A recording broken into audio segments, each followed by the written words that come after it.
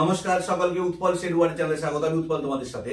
আমরা শিখছি subject verb agreement. আমি অলরেডি সাবজেক্ট ভার্ব এগ্রিমেন্টের উপর 3টে ভিডিও আপলোড করেছি। সেখানে আমি যার, ওয়াজ ওয়ার, বি, বিইং এবং বিন এদের ব্যবহার নিয়ে ডিটেইলস আলোচনা করেছি। সেই ভিডিওর লিংক আমি ডেসক্রিপশন বক্সে দিয়ে দিয়েছি। যারা দেখোনি তারা অবশ্যই সময় মতো দেখে নিও। আজকে আলোচনা করব হ্যাজ এবং হ্যাভ এর ব্যবহার নিয়ে। দেখো, প্রথমে জানবো হ্যাজ এবং হ্যাভ এরা কি ভার্ব। এরা কিন্তু প্রাইমারিলি অক্সিলারি ভার্ব, মানে সাহায্যকারী ভার্ব। কিন্তু কিছু কিছু ক্ষেত্রে এরা মেন ভার্বেরও কাজ করে। যখন বাক্যে অন্য কোনো মেন ভার্ব থাকবে না তখন হ্যাজ হ্যাভ মেন ভার্বের কাজ করে। কিন্তু বেসিক্যালি মূলত এরা হচ্ছে অক্সিলারি ভার্বের কাজ করে। দেখো এবারে হ্যাজ হ্যাভ কি। দেখো হ্যাজ হ্যাভ হলো প্রকৃতপক্ষে হ্যাভ। হ্যাভটা হচ্ছে বেস ভার্ব। যে এই বেস ভার্বটার প্রেজেন্ট ফর্ম হচ্ছে হ্যাভ। তোমাদেরকে একটু যদি সহজ করে বুঝিয়ে দিই, ধরো গো, গোটা হচ্ছে বেস ভার্ব। গো এর V1 ফর্ম হচ্ছে গো, গো এর V2 ফর্ম হচ্ছে ওয়েন্ট, আর V3 ফর্ম হচ্ছে গন। একইভাবে যদি ডু হয়, ডুটা হচ্ছে base verb. V1 form do, V2 form হচ্ছে ডিড হবে, আর V3 ফর্ম হচ্ছে ডান হবে।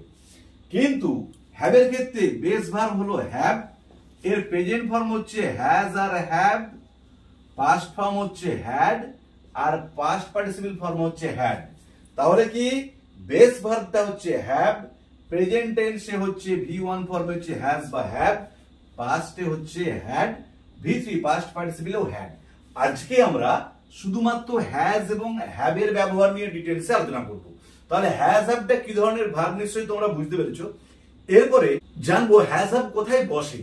1 নম্বর ব্যবহার হচ্ছে আসে বা থাকা অর্থে আমরা হ্যাজ বা হ্যাভ ব্যবহার করি। যেমন ধরো কি বললাম, আই হ্যাভ এ পেন, আমার একটা কলম আছে। বা হি হ্যাজ এ বল, তার একটা বল আছে। তাহলে যে দেখো আসে বা থাকা অর্থে আমরা হ্যাজ বা হ্যাভ ব্যবহার করছি। দ্বিতীয় নিয়ম হচ্ছে প্রেজেন্ট পারফেক্ট টেন্সে বাক্য গঠনের ক্ষেত্রে আমরা হ্যাজ হ্যাভ ব্যবহার করি। যে প্রেজেন্ট পারফেক্ট টেন্সে বাক্য গঠনের ক্ষেত্রে আমরা হ্যাজ বা হ্যাভ ব্যবহার করব। যেমন ধরো আই হ্যাভ ডান ইট, আমি এটা করেছি। সি হ্যাজ ফিনিশড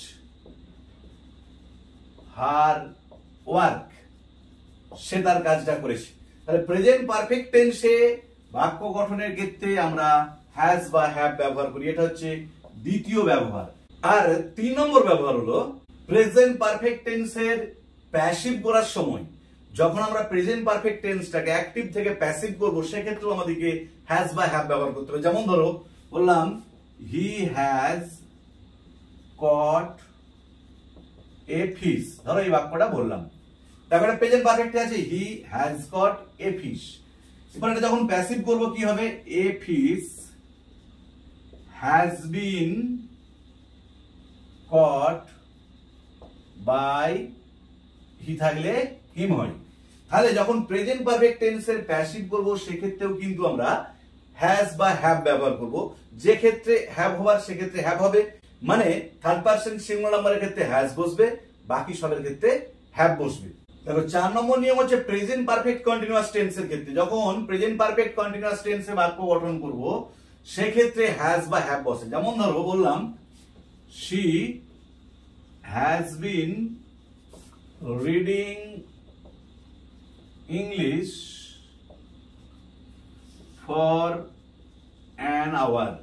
কি বললাম দেখো, she has been, এই যে present perfect continuous tense, she has been reading English for an hour। এই প্রেজেন্ট পারফেক্ট কন্টিনিউয়াস টেন্সে বাক্য গঠনের ক্ষেত্রে আমরা হ্যাজ ব্যবহার করলাম। আর একটা উদাহরণ দিচ্ছি, they have been playing football for 2 hours। তাও কি বললাম, they have been playing football for 2 hours, তারা ফুটবল খেলছে 2 ঘন্টা ধরে। তাহলে এক্ষেত্রে দেখো আমরা প্রেজেন্ট পারফেক্ট কন্টিনিউয়াস টেন্সে বাক্যটা আছে আমরা হ্যাভ ব্যবহার করেছি। তাহলে হ্যাজ কোথায় কোথায় বসে, যখন subject third person singular number হবে, আসে বা থাকা বুঝাবে তখন হ্যাজ বসবে, বাকি ক্ষেত্রে হ্যাভ বসবে। দ্বিতীয় ব্যবহার হচ্ছে যখন আমরা বাক্যটা প্রেজেন্ট পারফেক্ট টেন্সে গঠন করব, সেক্ষেত্রে subject third person singular number হলে তারপরে হ্যাজ বসবে, বাকি সব ক্ষেত্রে হ্যাভ বসবে। তৃতীয় ব্যবহার হচ্ছে বাক্যটা যদি প্রেজেন্ট পারফেক্ট টেন্সে থাকে এবং তার প্যাসিভ করা হয়, সেক্ষেত্রে সাবজেক্ট যদি থার্ড পারসন সিঙ্গুলার নাম্বার হয় তারপরে হ্যাজ বসবে, বাকি ক্ষেত্রে হ্যাভ বসবে। আর চতুর্থ নিয়ম হচ্ছে প্রেজেন্ট পারফেক্ট কন্টিনিউয়াস টেন্সের ক্ষেত্রে হ্যাজ বা হ্যাভ বসে কখন না, সাবজেক্ট যখন তাকে দেখিয়ে দিয়েছি থার্ড পারসন সিঙ্গুলার নাম্বার হবে তখন হ্যাজ বসবে, আর সাবজেক্ট যখন থার্ড পারসন সিঙ্গুলার নাম্বার ছাড়া ফার্স্ট পারসন সিঙ্গুলার বা প্লুরাল, সেকেন্ড পারসন সিঙ্গুলার বা প্লুরাল বা থার্ড পারসন প্লুরাল হবে তারপরে হ্যাভ বসবে। এরপর আমি তোমাদের কয়েকটা কনফিউজিং ইউজ মানে হ্যাজ বা হ্যাভে যে ইউজগুলো নিয়ে আমাদের মধ্যে কিন্তু ডাউট রয়েছে বা আমরা ক্লিয়ার নয়, সেগুলো নিয়ে ডিটেলস আলোচনা করব। তোমরা কিন্তু অবশ্যই ভালো করে প্রথম থেকে শেষ পর্যন্ত দেখবে। দেখো, যখন থাকা বা আছে বোঝাবে অর্থাৎ যখন হ্যাভ ভার্বের প্রেজেন্ট ফর্ম বসবে, সেক্ষেত্রে সাবজেক্ট যদি থার্ড পারসন সিঙ্গুলার নাম্বার হয়, থার্ড পারসন সিঙ্গুলার নাম্বার কোনগুলো তা নিয়ে আমি আগে ভিডিও আপলোড করেছি, সেখানে কোনটা কি পারসন কি নাম্বার সব ডিটেলস বলে দিয়েছি, যারা দেখোনি তারা অবশ্যই দেখে নিও। তবুও বলে দিচ্ছি, আমরা হলো ফার্স্ট পারসন, তোমরা হলো সেকেন্ড পারসন, বাকি সব নাউন প্রোনাউন হচ্ছে থার্ড পারসন। যে সাবজেক্ট যদি থার্ড পারসন এবং সিঙ্গুলার নাম্বার হয় তারপরে হ্যাজ বসে, মনে রাখতে হবে খুব ভালো করে।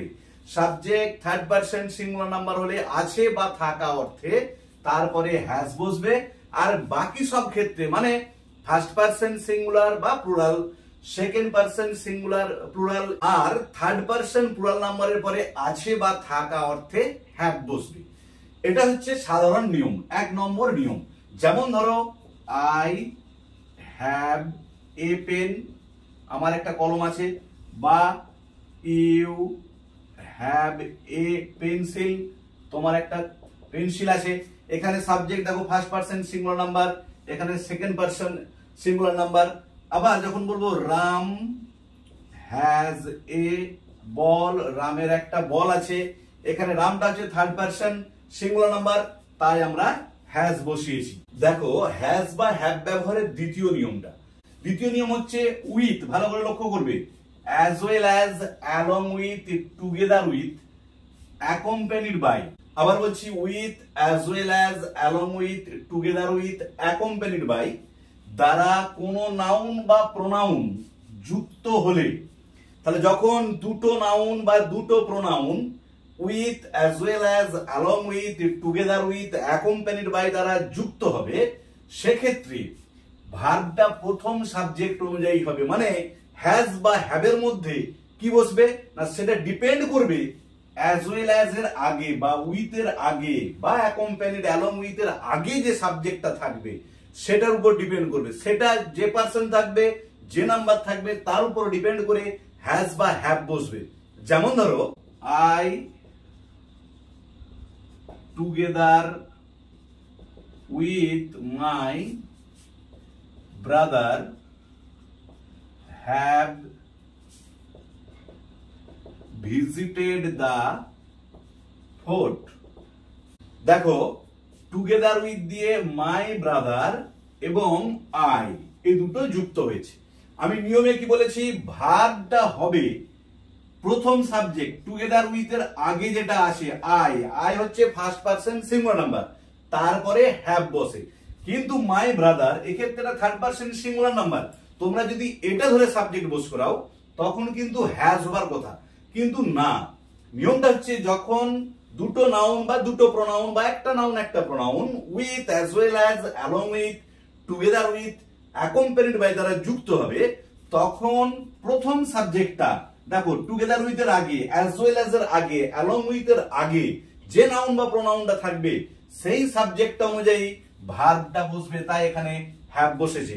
আরেকটা উদাহরণ দিচ্ছি, সুলতা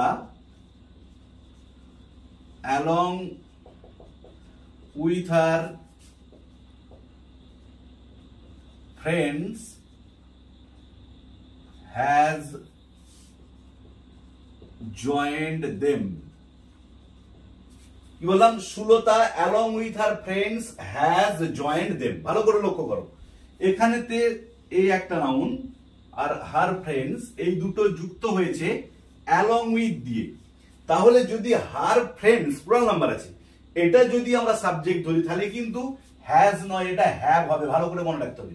কিন্তু না, নিয়মটা হচ্ছে অ্যালং উইথ এর আগে বা অ্যাজ ওয়েল অ্যাজ এর আগে বা ওদের প্রথমে যে সাবজেক্টটা থাকবে সেটা অনুযায়ী ভার্বটা বসবে। তাই সুলতা যেহেতু থার্ড পারসন সিঙ্গুলার নাম্বার, তাই আমরা এখানে হ্যাজ ব্যবহার করলাম। উত্তর হলো Sulata along with her friends has joined them.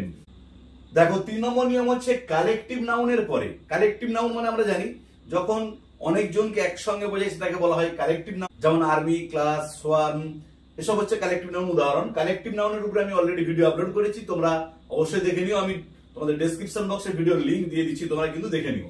তাহলে কালেকটিভ নাউন যদিও সেগুলো কিন্তু একত্রে অনেকজনকে বোঝায়, তারপরে সিঙ্গুলার ভার্ব বসবে। সিঙ্গুলার ভার্ব মানে হচ্ছে এখানে হ্যাজ, ভালো করে মনে রাখতে হবে হ্যাজ। যে সিঙ্গুলার ভার্বটা হলো হ্যাজ বসবে, হ্যাভ নয়। কারণ কালেকটিভ নাউনটাকে আমরা থার্ড পারসন সিঙ্গুলার হিসেবে ট্রিট করব, তাই কালেকটিভ নাউনের পরে আমরা হ্যাজ বসাবো।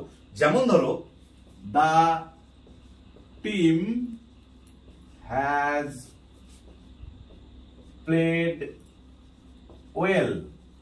দেখো কি বললাম, দা টিম হ্যাজ প্লেড ওয়েল। দলটা, টিম মানে একটা দল, এটা খেলার দল, তাতে অনেকজন থাকে, 11 জন প্লেয়ার থাকে। সেই টিমটা এখানে কিন্তু সিঙ্গুলার নাম্বার হিসেবে ট্রিট করা হবে। তাই সিঙ্গুলার নাম্বারের পরে যে ভার্বটা বসে, দেখো সিঙ্গুলার ভার্ব বলতে আমরা হ্যাজ কে বোঝাই, কারণ এটা থার্ড পারসন সিঙ্গুলার নাম্বার হিসেবে আমরা ট্রিট করব, তাই এখানে হ্যাজ বসেছি। বা আরেকটা ধরো the army has reached the border safely. কি বললাম, the army has reached the border safely. Army মানে সৈন্যবাহিনী, সৈন্যবাহিনী মানে তাদের একজন নয়, একাধিক সৈন্য থাকে, তারা পৌঁছে গেছে বর্ডারেতে নিরাপদে। তাহলে দেখো এখানেতেও যদিও সৈন্যবাহিনীতে একাধিক জনকে বোঝায়, একাধিক সৈন্যকে বোঝায়, কিন্তু আমরা যেহেতু এটা কালেকটিভ নাউন আর্মিটা, তাই আমরা এখানে সিঙ্গুলার ভার্ব হিসাবে হ্যাজ বস করাবো, হ্যাভ নয়।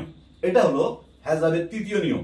দেখো চতুর্থ নিয়ম হচ্ছে দৈর্ঘ্য, পরিমাণ বা সময় বোঝাতে সিঙ্গুলার ভার্ব। আমি বলি যে সিঙ্গুলার ভার্ব মানে হ্যাজ, থার্ড পারসন সিঙ্গুলার নাম্বারের পরে যেটা বসে যে হ্যাজ বসে। যে যখন আমরা কোনো দৈর্ঘ্য বোঝাবো বা পরিমাণ বোঝাবো বা সময় বোঝাবো, সেক্ষেত্রে আমরা থাকা বা আছে অর্থে বা যে জায়গাতে হ্যাজ বা হ্যাভ বসে পারফেক্ট টেন্সের ক্ষেত্রে আমরা হ্যাজ বস করাবো। যেমন ধরো উদাহরণ হচ্ছে 2/3 of the building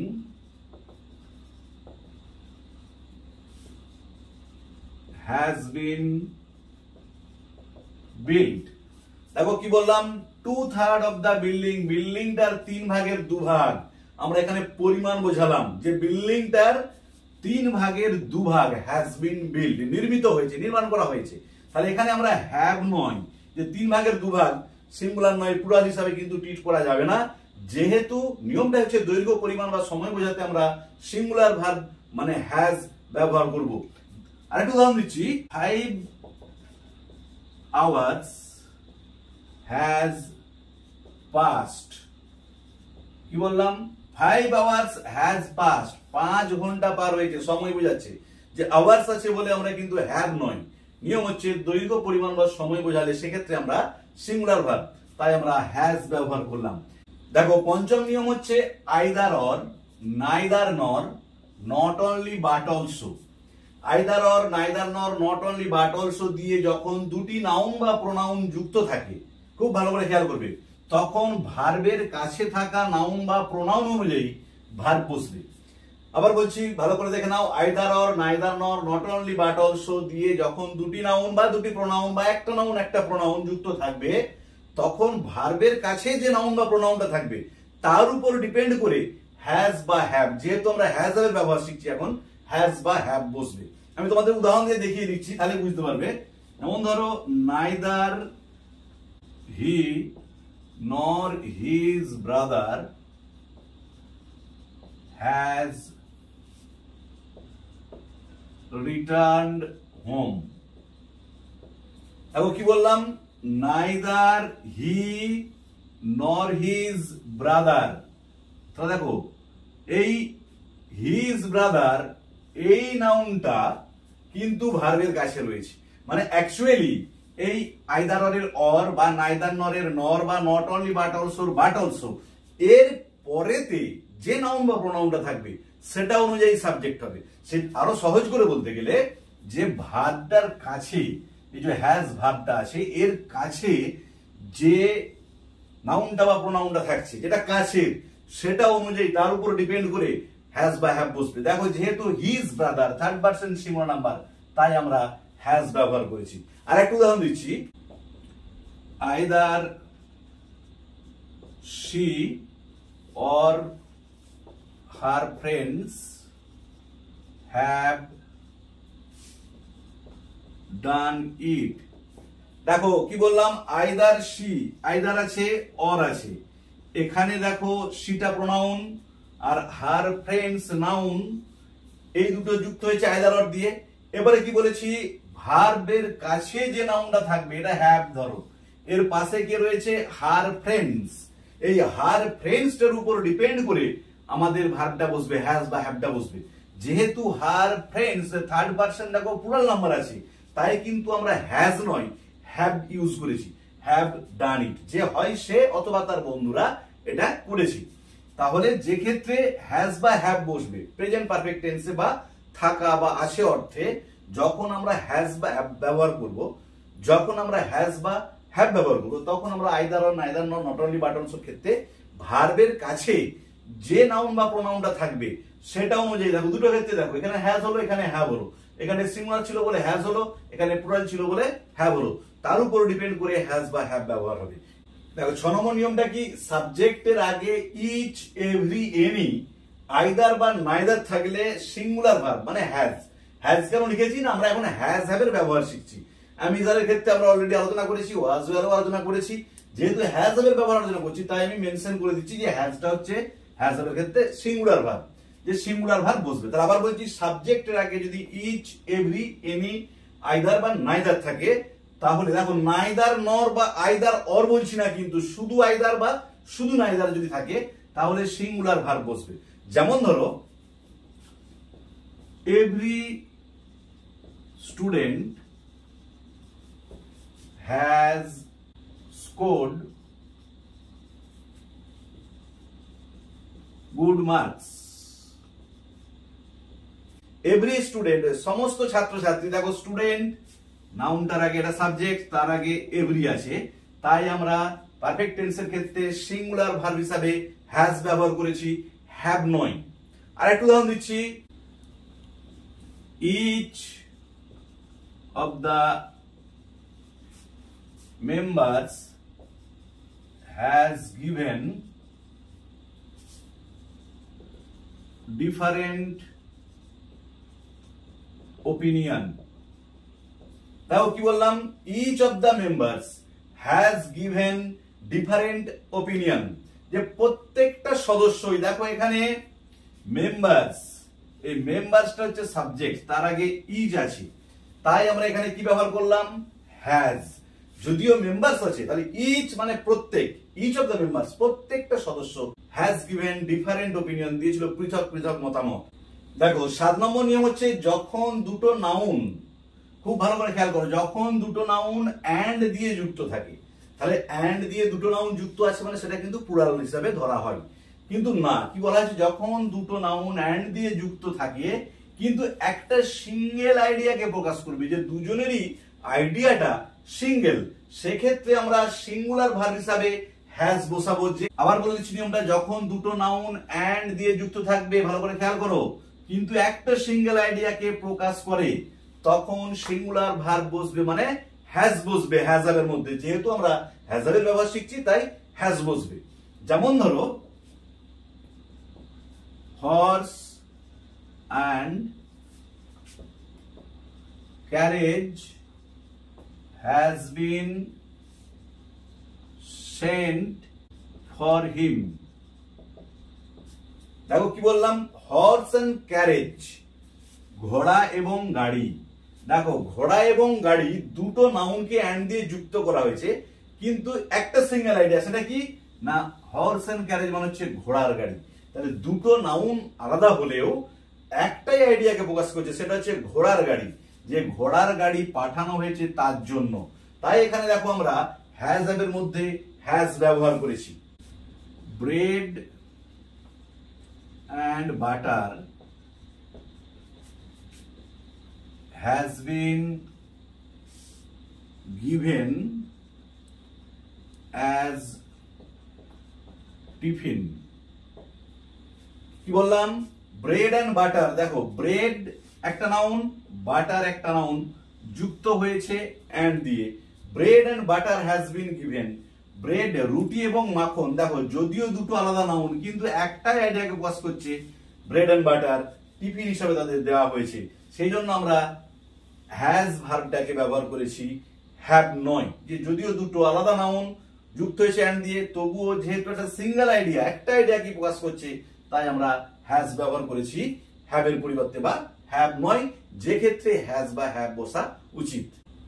দেখো 8 নম্বর নিয়ম হচ্ছে আনকাউন্টেবল নাউন, যে নাউন গুলোকে আমরা কাউন্ট করতে পারি না, গণনা করতে পারি না, তারপরে সিঙ্গুলার ভার্ব বসে। এবারে যেহেতু আমরা হ্যাজ হ্যাভ এর ব্যবহার শিখছি, তাই এখানেতে হ্যাজ বসবে। তার মানে আনকাউন্টেবল নাউনের পরে থাকা আছে অর্থে বা প্রেজেন্ট পারফেক্ট টেন্সের ক্ষেত্রে হ্যাজ ব্যবহার হয়। যেমন ধরো ওয়াটার হ্যাজ নো কালার। কি বললাম? Water uncountable noun, has no colour, জলের কোনো রং নেই। তাহলে দেখো ওয়াটারের পরে আমরা হ্যাজ ব্যবহার করেছি। বা ধরো মাই হেয়ার হ্যাজ বিন ট্রিমড। কি বললাম? মাই হেয়ার হ্যাজ বিন ট্রিমড, আমার চুলটা ছাঁটানো হয়েছে। তাহলে দেখো এখানে হেয়ার আনকাউন্টেবল নাউন, তারপরে আমরা হ্যাজ ব্যবহার করেছি। তাহলে আজকের ভিডিওতে আমরা আলোচনা করলাম সাবজেক্ট ভার্ব এগ্রিমেন্টের মধ্যে সবথেকে গুরুত্বপূর্ণ বিষয় হ্যাজ এবং হ্যাভ এর ব্যবহার নিয়ে। ভিডিওটা যদি ভালো লেগে থাকে তোমরা অবশ্যই লাইক, শেয়ার ও কমেন্ট করে জানাবে।